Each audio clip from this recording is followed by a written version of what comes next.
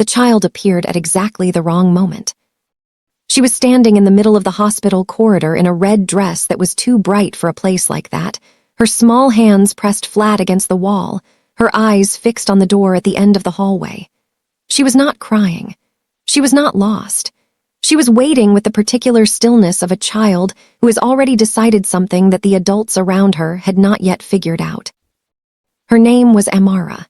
She was 7 years old, and what she was carrying in the front pocket of that red dress was about to end a 22-year silence, expose a lie that had been built across 2 continents, and force 2 people who had spent half their lives pretending to be fine to finally stop pretending. But that moment was still hours away. And to understand why it mattered, you have to go back to the beginning, back to the year everything started, back to the fence.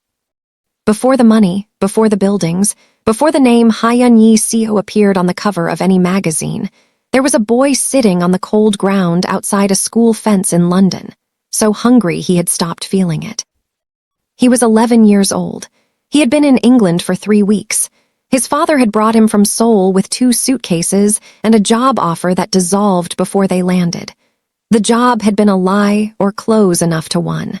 The man who promised it had simply changed his mind.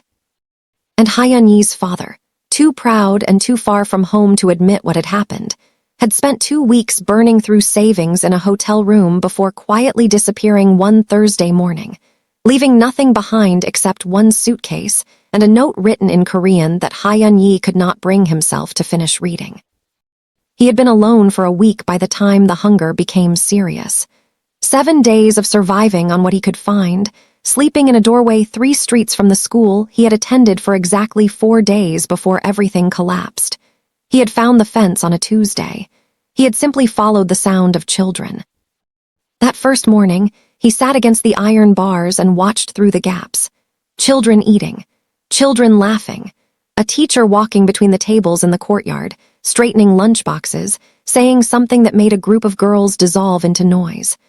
Hyun-jae watched all of it from the outside with the distant focus of someone whose body has already moved past desperation into something quieter and more dangerous. He did not ask for anything. He was not the kind of child who asked. She was the one who came to him. He noticed her because she was the only one who stopped. Every other child who looked in his direction glanced away within seconds, not unkindly, simply the way children look at things that don't belong in their world and then return to the things that do. But this girl stopped. She was standing about 4 meters back from the fence, a lunchbox held against her chest, and she was looking at him with an expression he had never seen directed at him before. Not pity, something older than pity, something that looked in a strange way like recognition.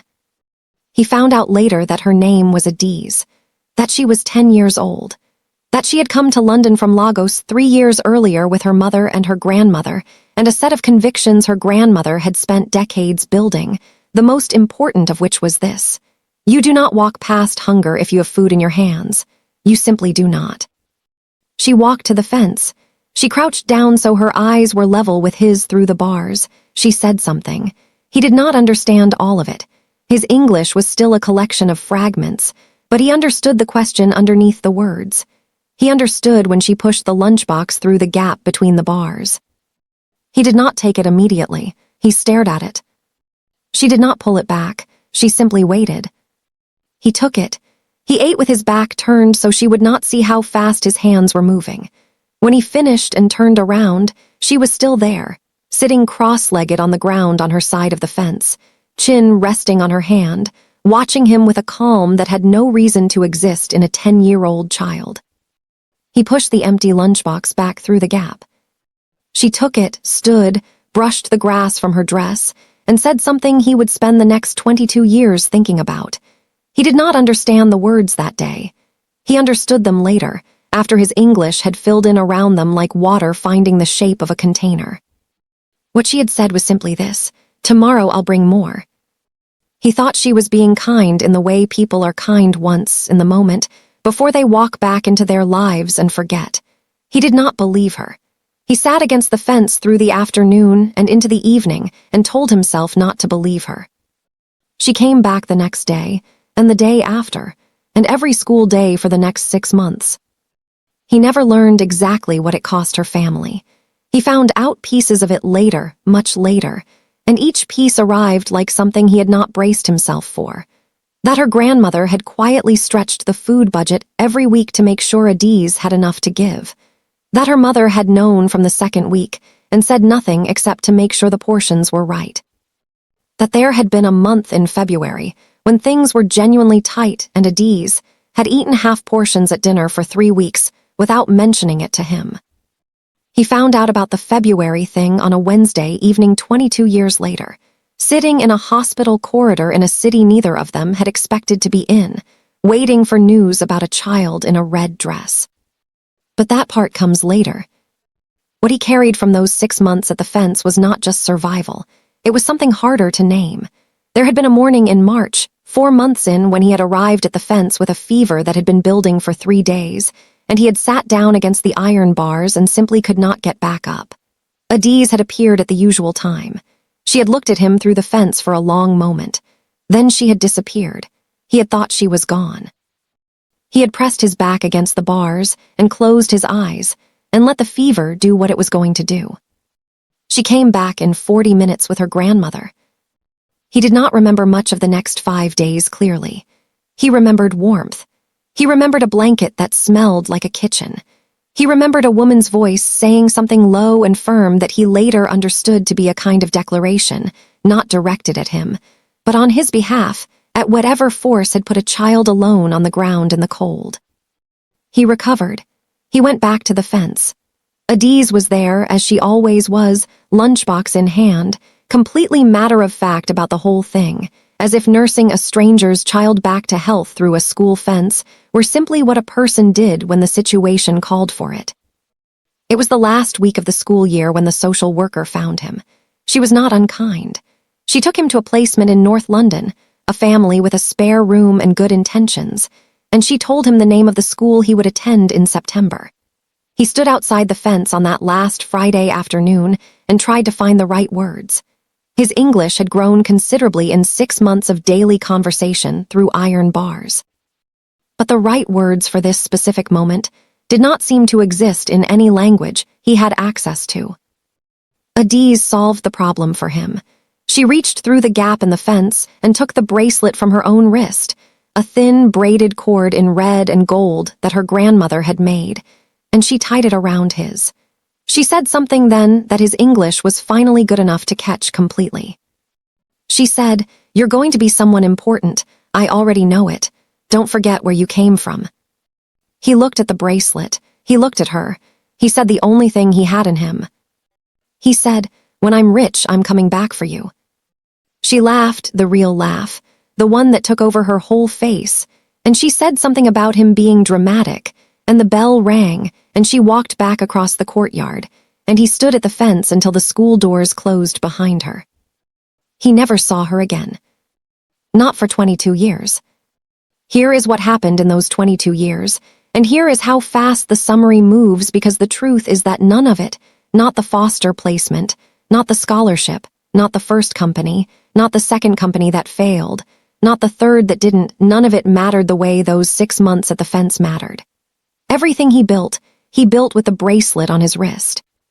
First the original cord, until it frayed past the point of holding together, and then a replacement he had made, a thin red and gold band.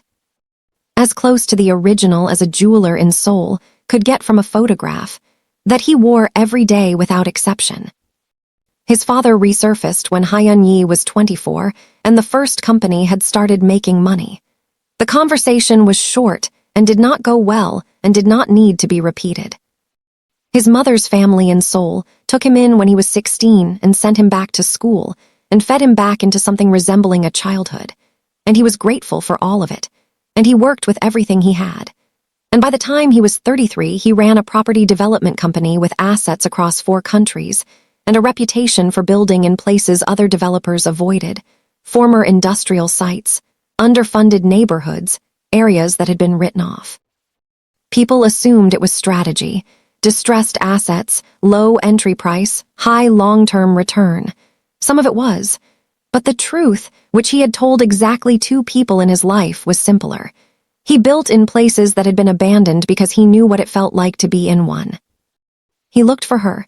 He started seriously looking when the company was stable enough that he could fund a proper search. 2 investigators over 5 years. The name Adaeze narrowed it, but there were complications. A family move he couldn't trace past a certain year, a school record that led to a gap that led to nothing. The investigators returned to him twice with the same conclusion. The trail went cold after the family left their London address in 2009. He did not stop. He simply changed the method. He started building in London. Not just London, he already had projects there, but specifically in the areas where her family might have moved. He told his project director it was market positioning. His project director believed him. It was not entirely a lie. The projects were sound. But the real reason he drove through certain neighborhoods on certain evenings, the real reason he personally attended community consultations he could easily have sent a representative to, was that he was still looking. He was 33 years old.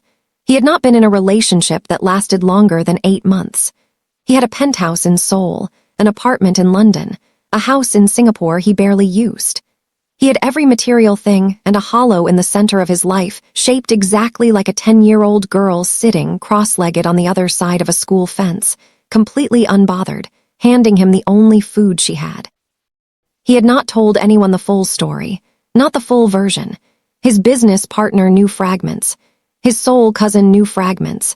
But the complete picture, the fence, the 6 months, the bracelet, the promise, he had kept that entirely to himself, with the precise care of someone who understands that some things lose their power if you explain them too much. That changed on a Tuesday in October, in a community consultation room in East London, when a woman stood up from the 3rd row and asked a question about the proposed development's impact on local social services, and her voice moved through him like something he had not braced himself for. He did not recognize the voice immediately. He recognized the quality of the question, the way it was constructed, the way it assumed he was capable of giving a real answer and was simply waiting to see if he would. He looked up from his notes. She was looking directly at him. 32, maybe 33, natural hair, professional clothes that were slightly worn at the cuffs in a way that said she spent her money on other things, a notepad, a pen, an expression that was patient and completely unimpressed. His mind went somewhere before the rest of him caught up. He said, "I'm sorry, your name." She said, "Adaeze Okonkwo. I'm a housing support officer with the local council, and I'd like an actual answer to my question, please." The room continued. He answered her question. He answered 3 more questions from other people. He heard none of them. He was managing the extraordinary physical sensation of having the ground shift under him while maintaining the external appearance of a man who was simply chairing a consultation about a property development. After the session, as people were collecting their coats and folders, he crossed the room. She was writing something in her notepad and did not look up immediately. When she did, he said, "I know this is going to sound strange." She waited. He said, "Did you go to school in Islington? About 22 years ago, there was a fence." The pen stopped moving. She looked at him. Something moved across her face, not recognition yet, the edge of something. A door opening a crack before the person on the other side decides whether to open it further. She said, "What did you just say?" He held up his left wrist. The red and gold bracelet. The room went completely silent in the way rooms do not actually go silent. The noise was all still there, the chairs, the conversations, the door, but between the 2 of them something closed off everything else. Her hand went to her own wrist, instinctively, the way a person reaches for something they have not consciously thought about in years, but whose location their body never forgot. On her wrist, he saw it then, a thin scar where a cord had once sat for so long it left a mark on the skin. She said his name. Not his full name, the name she had called him through the fence. The shortened version, the one that her 10-year-old mouth had found easier, the one he had not heard from anyone else in 22 years. He said, "It's me." She sat down, not gracefully. The way a person sits down when their legs make the decision before their mind does. He sat across from her. The room emptied around them. Neither of them noticed. This is the part where the story should have been simple. Two people, 22 years, a debt that could not be measured and was not, by the person who had given it, considered a debt at all. A bracelet and a scar. A promise made by an 11-year-old boy that a 33-year-old man had every intention of keeping. It should have been simple. It was not simple. Because sitting 4 rows behind Adaeze in that consultation room, in a charcoal suit with a company lanyard around his neck, and a property portfolio that overlapped with Hyun-jae's in 3 separate boroughs, was a man named Daniel Osei. And Daniel Osei had known Adaeze for 9 years, had been her colleague, then her friend, then something she had not fully defined, then, for 11 months ending 8 months ago, something she had tried to make work and failed at and was still quietly grieving. And Daniel Osei, watching from 4 rows back as Hyun-jae Seo crossed the room toward the woman he had spent 9 years trying to keep at a specific emotional distance, understood immediately what was happening before either of them said a word. And Daniel Osei was a man who, in the 22 years that Hyun-jae had been building something honest from nothing, had been building something else entirely. Adaeze did not tell Hyun-jae about Daniel that first evening. There was no reason to. Daniel was her past, officially, and she was still finding her footing in that particular piece of her own history. What she told Hyun-jae was the real story. The fence, her grandmother's voice, the February she had eaten half portions, the day she came back to the fence and he was gone and the teacher told her the boy had been placed with a family, and she had stood in the courtyard for a long time before she decided that was good. That was the right ending, even though it did not feel like one. She told him about the scar on her wrist, how the bracelet cord had stayed on until she was 14 before it finally snapped, and by then the skin underneath had faded to a thin, pale line she still sometimes rubbed without thinking when she was anxious. He told her about the replacement bracelet. She looked at it for a long time without speaking. They sat in that empty consultation room for 2 hours. A security guard knocked twice. They moved to a coffee shop. The coffee shop closed. They moved to the street, standing under a light in the October cold, talking with the particular intensity of people who have a 22-year backlog and no interest in being efficient about it. He walked her to her car. He said, "Can I see you again?" She said, "Yes, but I need you to know something first." He waited. She said, "The last year has been complicated. I'm not in the right place for anything fast." He said, "I've waited 22 years. I can wait longer." She looked at him, the same look from across the consultation room, patient, measuring. She said, "Don't make promises you can't keep." He said, "I don't." She got in her car. He stood on the pavement until the tail lights disappeared. Then he looked at his wrist, at the red and gold bracelet, and felt for the first time since he could clearly remember that the hollow in the center of his life had moved. Not disappeared, moved, shifted, made room for something. What he did not know, standing on that pavement, was that 45 minutes earlier, while he and Adaeze were still talking in the consultation room, Daniel Osei had been sitting in his car in the car park 3 floors below, making a phone call. And what he said on that phone call was going to take everything that had just begun and try to pull it apart at the roots. The second meeting was coffee, 3 days later. The third was dinner, 5 days after that. They moved carefully. Adaeze was deliberate about pace, not distant, not closed, but careful in the way of someone who has recently learned what it costs to move too fast toward something that looks safe and turns out not to be. Hyun-jae matched her pace without being asked. He was not performing patience. He was genuinely, structurally patient. 22 years of searching had removed from him any sense of urgency that required him to rush something that was finally going right. They talked about work. He told her about the East London project, the full version, including why he had come to that consultation in person when his office was 40 minutes away. She listened to that particular piece of information with an expression he was beginning to learn to read. It was the expression she wore when something landed in her chest, and she was deciding whether to say so. She said, "You were looking for me, in those buildings, in those neighborhoods." He said, "Yes." She said, "That's either the most romantic thing I've ever heard or deeply alarming." He said, "It's probably both." She laughed, the real one. He had been waiting for it. She told him about her work. Housing support, the real version, not the official version. The real version involved a caseload that was too heavy and a system that was too slow and families who slipped through gaps that should not exist. And Adaeze Okonkwo who plugged those gaps with her own time and her own money and the fierce, inconvenient conviction that her grandmother had installed in her at age 3 and that 23 years of professional frustration had not managed to dislodge. He listened to all of it. He asked questions that were specific enough that she understood he was actually listening, not waiting for a pause to speak. She noticed. She said, "Most people get lost around the third sentence of anything involving the housing system." He said, "I grew up in it. Not exactly the same system, but close enough." She looked at him. He told her then, the full version of those years after the fence, the placement, the family in North London who were good people doing their best with a child whose grief was enormous and whose language was still catching up with the size of his interior life.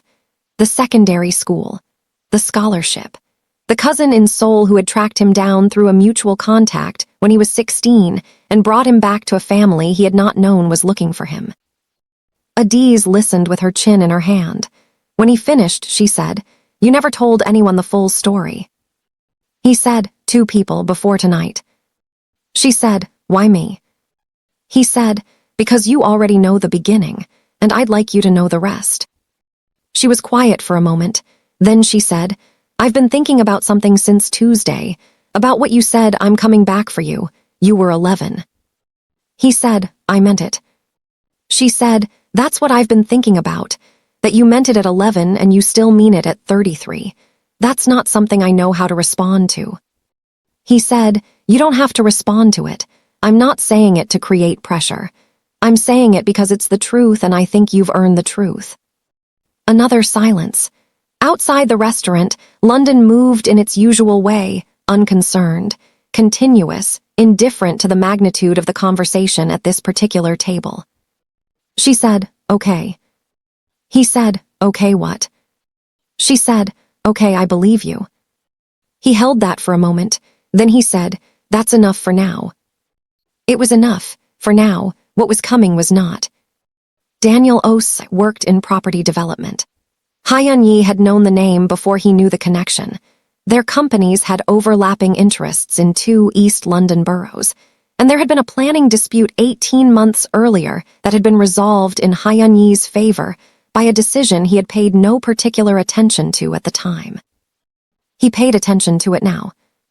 Because what Hyun-jae did not know in October, when he found Adaeze and the hollow in the center of his life began to shift, was that the planning dispute had not felt resolved to Daniel Osei. It had felt interrupted.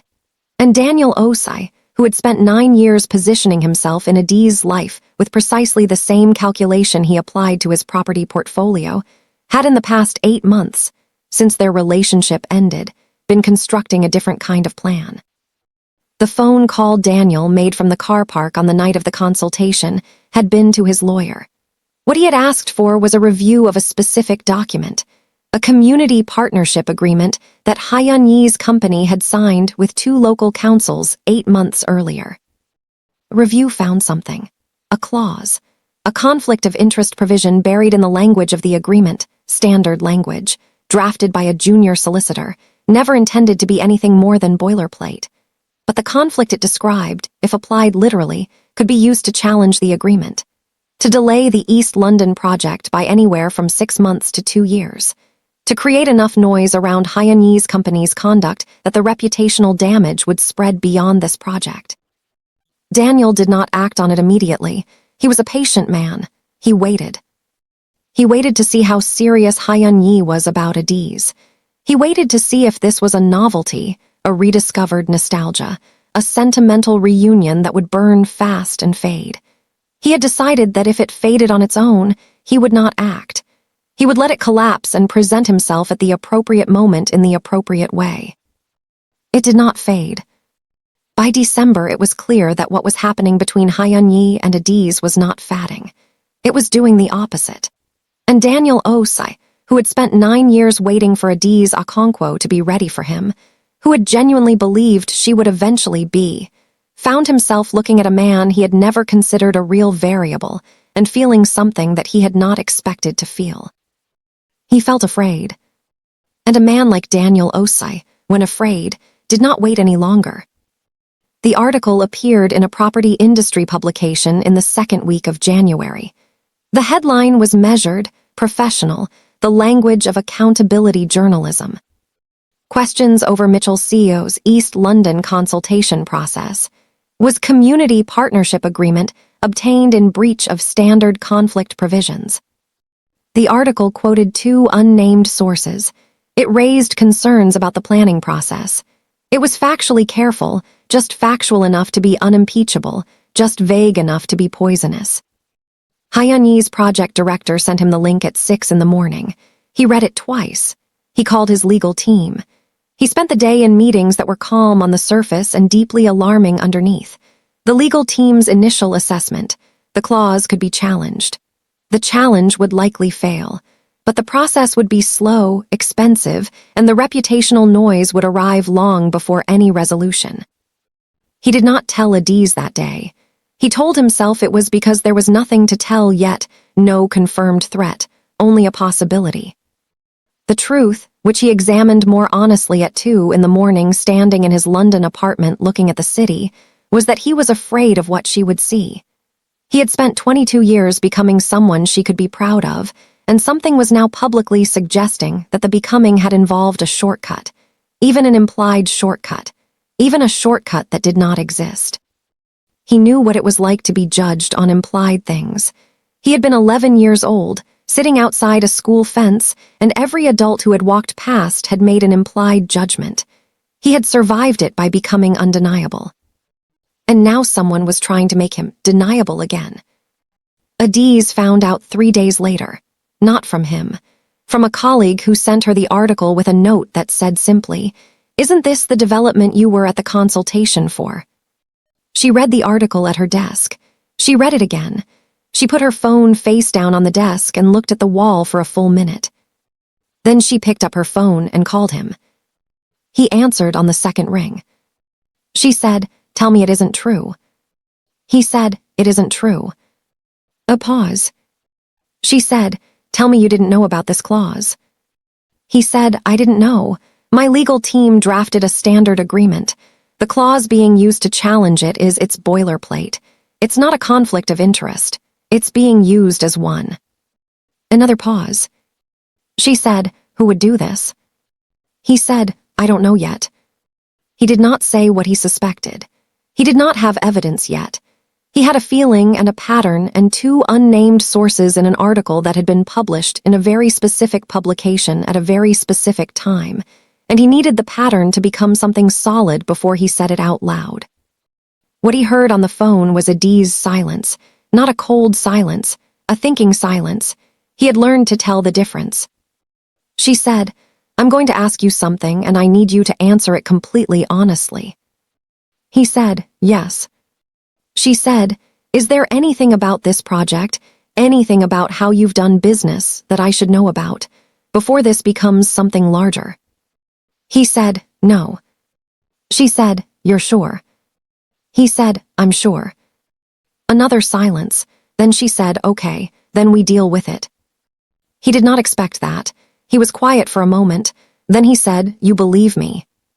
She said, "I watched you eat a peanut butter sandwich through a school fence and cry because someone had finally looked at you. I know who you are. Yes, I believe you."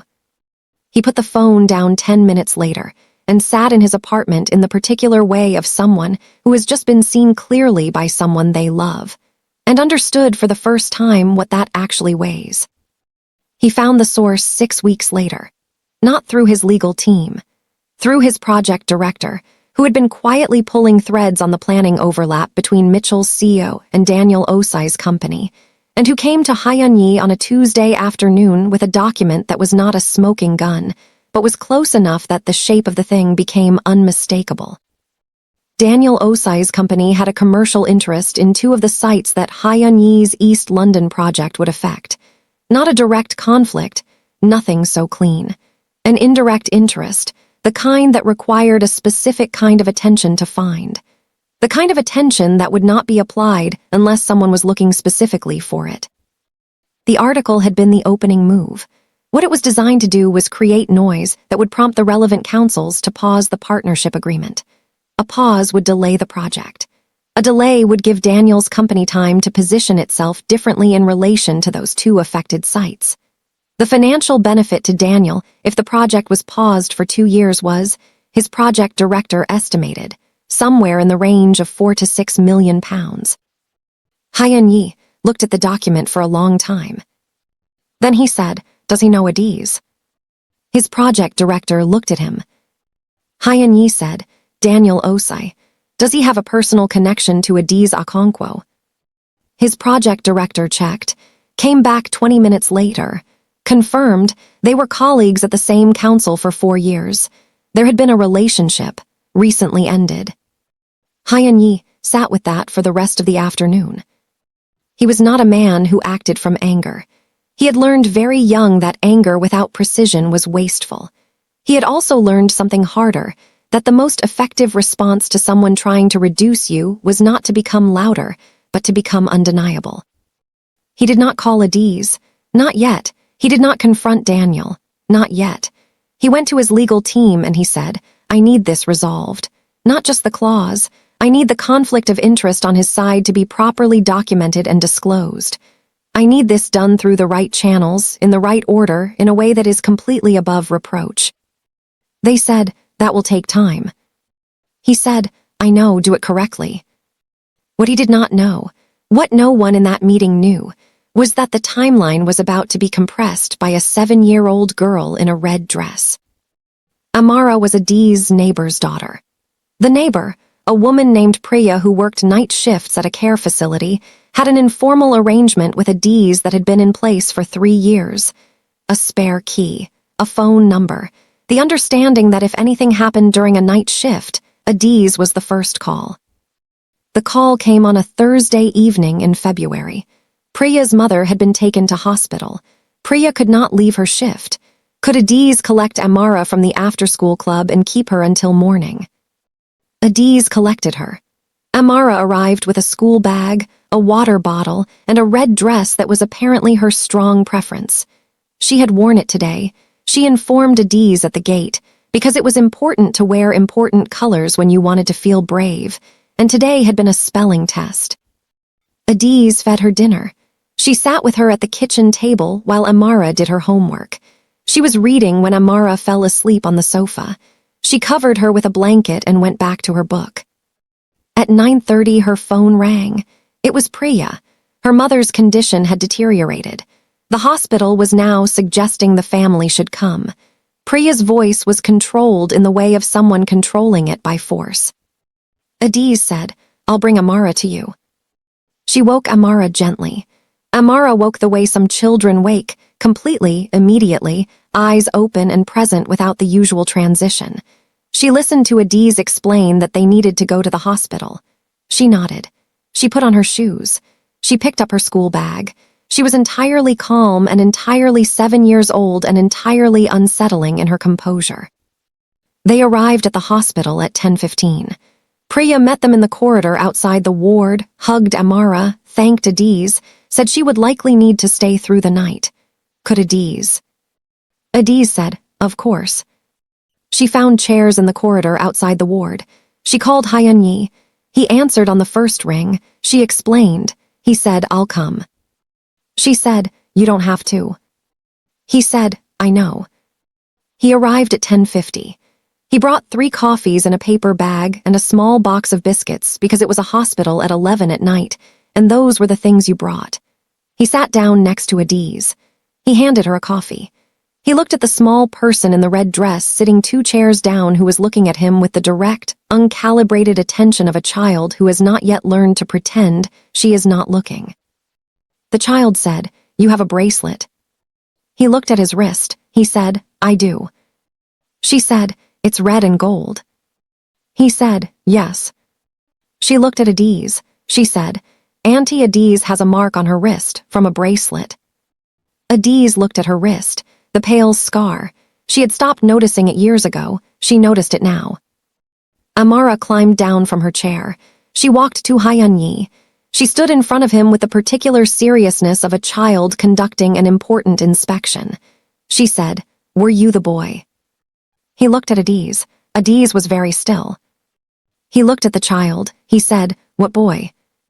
Amara said, "Auntie Adaeze told me about a boy she used to feed through a fence when she was little. She said he wore a bracelet and he promised to come back." The corridor was quiet. Someone pushed a trolley somewhere. A door opened and closed. Amara said, "Are you him?" He said, "Yes." Amara considered this carefully. She reached into the front pocket of her red dress. She pulled out a folded piece of paper. She held it out to him. He took it. He unfolded it. It was a drawing, a child's drawing, crayon, 2 figures on either side of a vertical row of lines that were clearly meant to be a fence. One figure had dark skin and braids. One figure had straight dark hair and a bracelet in red and gold. In between the figures, pushed through the bars, a small rectangle that was obviously meant to be a lunchbox. Under the drawing, in careful handwriting that was clearly an adult's transcription of a child's narration, "The girl who didn't walk past." He looked at the drawing for a long time. Then he looked at Adaeze. She had her hand over her mouth. Her eyes were full. Amara climbed back into her chair with the efficiency of someone who has completed a task. She picked up her water bottle. She took a sip. She said, to no one in particular, "I drew it because Auntie Adaeze said the story was real, but I wanted to make sure she remembered it was real." Adaeze said, very quietly, "I never forgot." Amara said, "I know, but sometimes people need to see the thing to remember." The 3 of them sat in that hospital corridor. Hyun-jae held the drawing in both hands. Adaeze's coffee cooled untouched beside her. Amara eventually fell asleep in her chair with her water bottle in her lap, in her red dress, completely unbothered. Hyun-jae looked at the drawing. He looked at the woman next to him, the woman who had fed him through a fence, who had eaten half portions in February so there would be enough, who had called him immediately when the article appeared and said, "I believe you," without hesitation. And he understood something he had spent 22 years approaching from the outside. He had spent 22 years believing the debt was his, that he owed her, that the promise was about repayment. "I'll come back when I'm rich," as though richness were the thing that would balance the scale. The child in the red dress, in her 7-year-old wisdom, had just shown him what it actually was. It was not debt. It was not repayment. It was simply she had not walked past. And everything that had followed from that, every company, every building, every project in every underfunded neighborhood, every foster youth scholarship, every consultation he had attended in person on the off chance she might be in the room, all of it was not debt repayment. It was the same impulse, carried forward. She had shown him what it looked like to not walk past, and he had spent 22 years not walking past. He held her hand. She let him. They did not say anything. There was nothing left that needed saying before the right moment arrived to say the real thing, and both of them knew the right moment was close. The legal resolution came in March.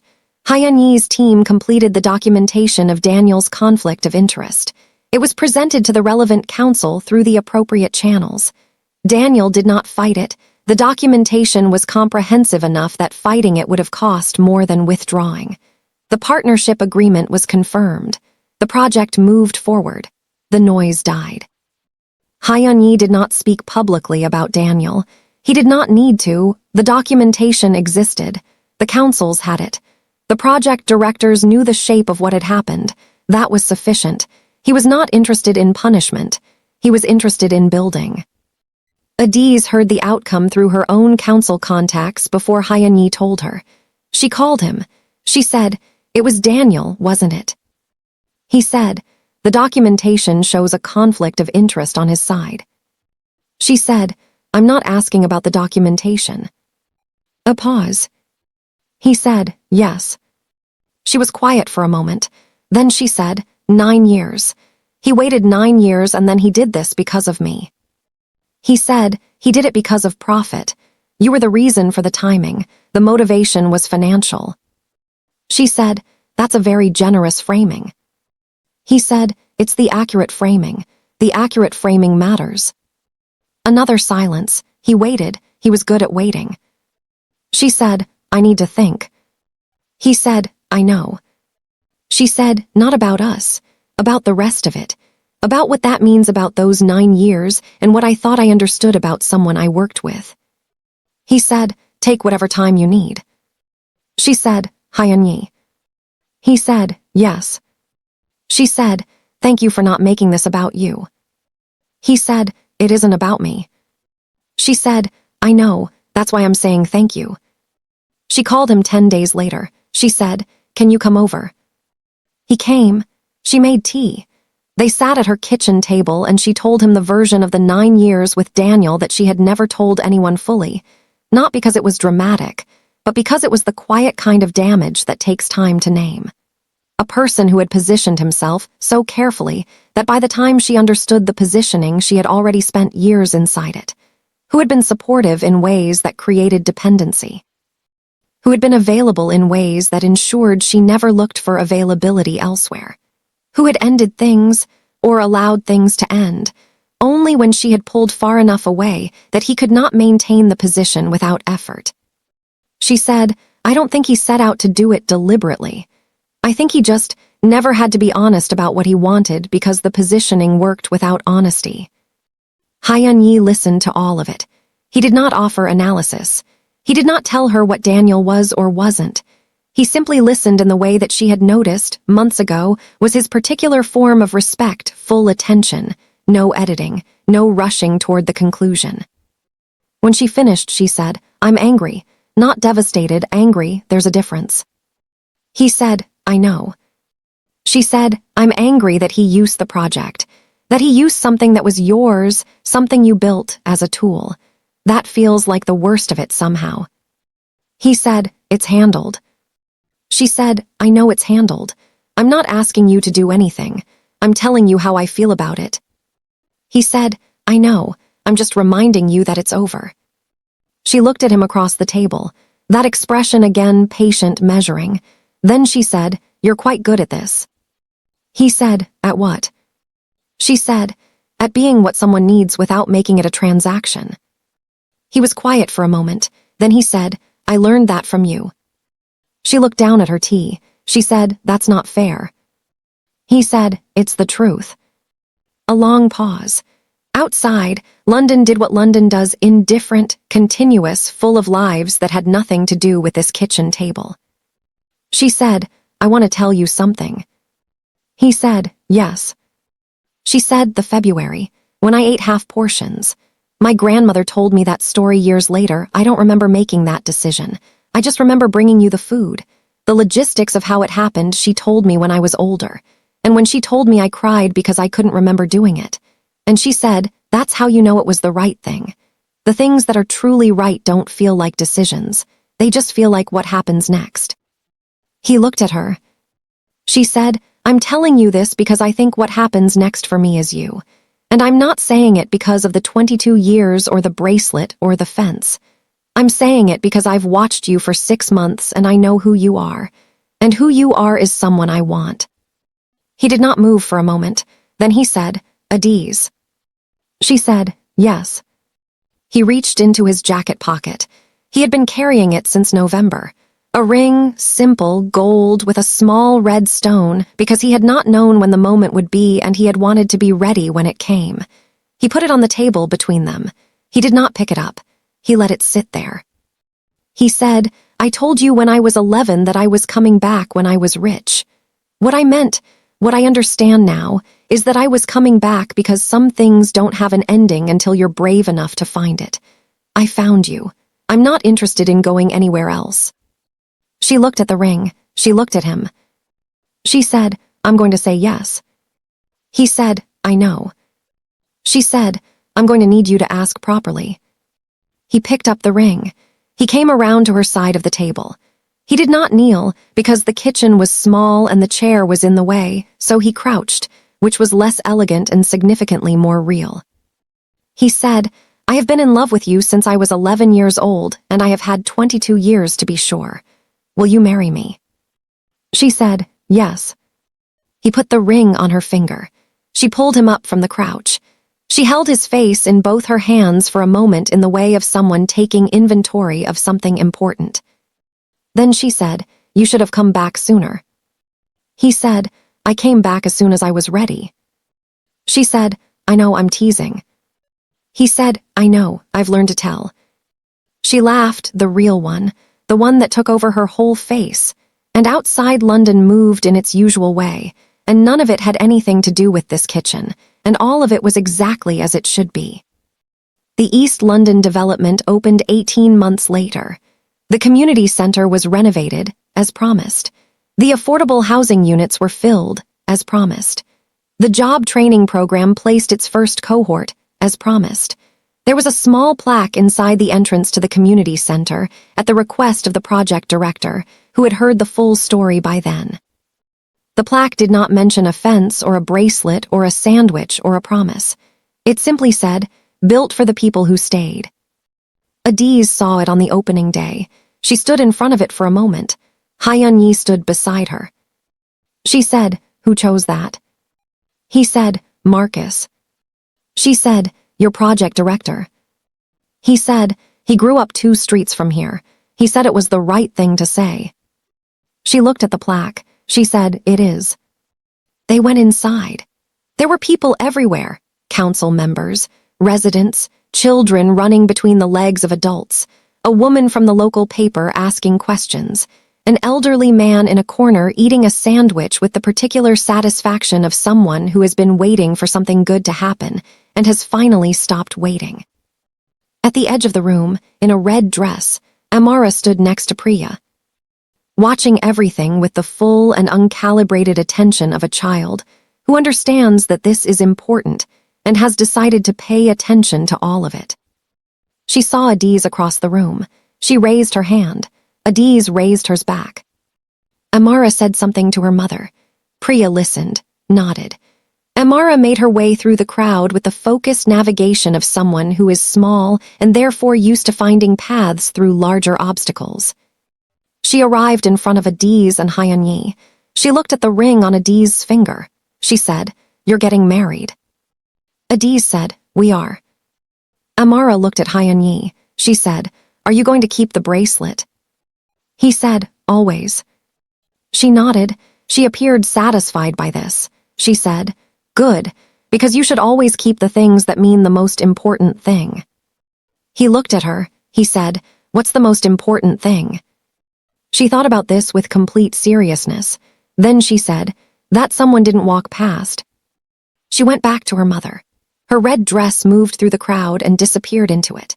Adaeze and Hyun-jae stood in the entrance of the building that existed because a 10-year-old girl had not walked past a fence, and around them people moved and talked and ate and laughed, and the afternoon light came through the new windows and fell across the floor in long, clean lines, and everything that had needed to be resolved had been resolved, and everything that had needed to be found had been found. He held her hand. She held his back. On his wrist, the red and gold bracelet. On her finger, the ring with the red stone. In her chest, the thing her grandmother had told her at 3 years old, and that she had carried without ever losing it, through every complicated year between then and now. We may not have much, but we always share what we have. She had shared what she had. He had spent 22 years becoming what that deserved. And now they were here. And the child in the red dress had made sure they both remembered why. If you have been watching this story, and there is someone in your life who once handed you something through a fence, something they could not afford to give, and you have not yet told them what it cost them and what it built in you, this is your moment.